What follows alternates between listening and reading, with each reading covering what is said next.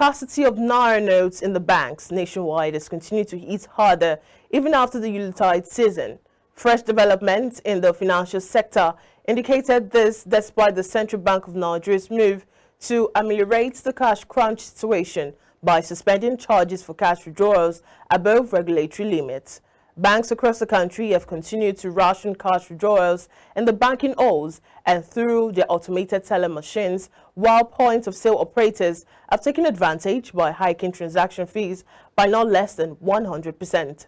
The CBN had recently suspended charges for cash withdrawals above the regulatory limit of 500,000 naira for individuals and 3 million naira for corporate account holders. Nonetheless, banks still pay customers' withdrawal far below the statutory limit. The Apex Bank had said that the suspension of the charges will last till April 30th this year and threatened to sanction banks and POS operators found to be complicit in the current Naira note scarcity crisis. And also in that same development, the Central Bank of Nigeria has paid $2 billion to clear a part of its backlog of matured foreign exchange obligations to the deposit money banks. Reports have put CBN's forward contract obligations to bank at $7 billion. The delay in the payment of the debt has been said to be responsible for the current volatility in the forex market, a situation that has led to the falling value of the Naira against the US dollar. According to a statement by the CBN on Sunday, foreign airlines also received $61.64 million from the disbursement aimed to address the pending matured foreign exchange owed to them. CBN reportedly owes foreign airlines over $700 million. A statement by the CBN Acting Director of Corporate Communications, Akama Sidi Alia, said the move underscored its commitment to resolving pending obligations and a functional foreign exchange market.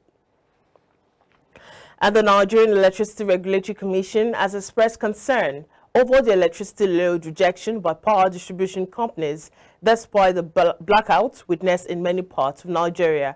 It threatened to enforce appropriate regulatory actions against discos that failed to meet the key performance targets for electricity offtake, stressing that the disparity between available power capacity and customer demand was becoming large.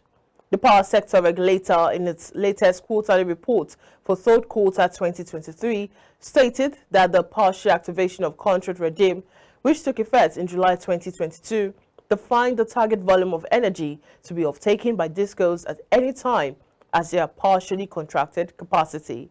It explained that under the PAC regime, discos are take or pay obligation on their PCC, meaning that they must pay for available power capacity irrespective of their offtake.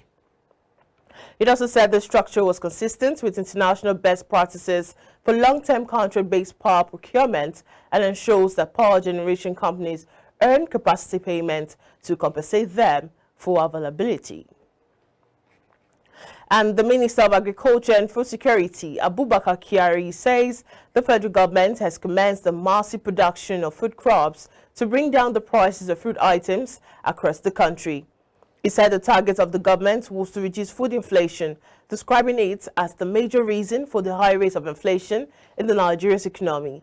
Kyari disclosed this to journalists after hosting the governor of Jigawa State, Umar Namadi, at the headquarters of the Federal Ministry of Agriculture and Food Security in Abuja. On food production in Jigawa State, the Agri Minister said they are impressed with the performance of Jigawa State and are also sending monitoring teams to get feedback from the older states. The latest Consumer Price Index November 2023 report, released by the National Bureau of Statistics in December 2023, stated the Nigeria's food inflation rate increased to 32.84%.